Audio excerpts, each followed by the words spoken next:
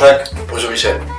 Aujourd'hui, nous allons nous adresser à nos auditeurs et leur passer un petit message. Ouais. Voilà.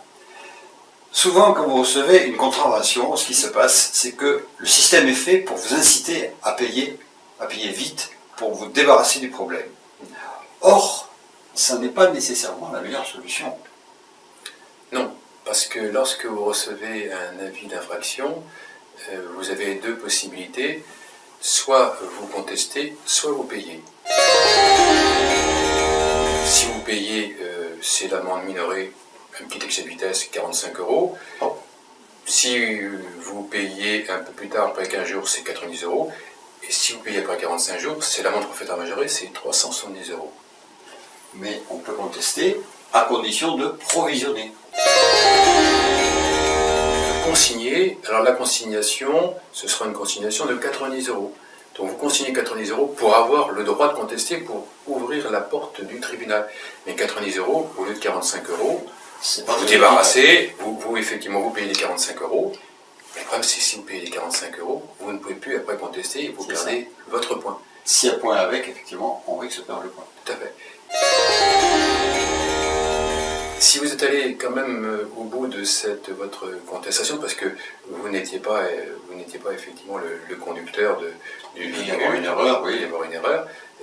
Pour aller devant le juge de proximité, ça va devenir le tribunal de police, on va revenir au tribunal de police à compter de juillet 2017, il faudra effectivement, si dans le cas de l'excès de vitesse, si vous recevez le procès-verbal en tant que redevable pécuniaire de l'infraction, vous n'aurez pas de perte de points, mais vous aurez une amende à payer. Et cette amende va être de 150 €, de 200 €, de 400 € en fonction des juridictions.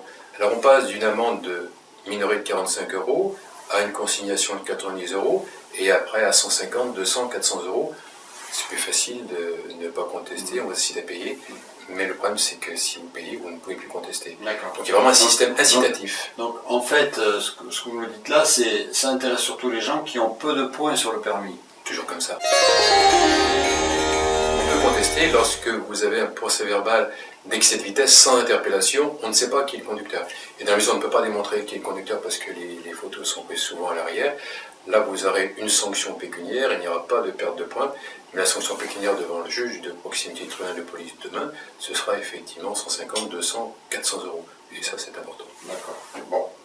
Donc voilà, c'était un petit message qu'on voulait vous passer. Maintenant, c'est à vous de voir ce qui est le plus favorable dans votre cas. Je vous rappelle que vous pouvez avoir le solde de vos points sur le site gouvernemental qui est dans l'article joint à cette vidéo.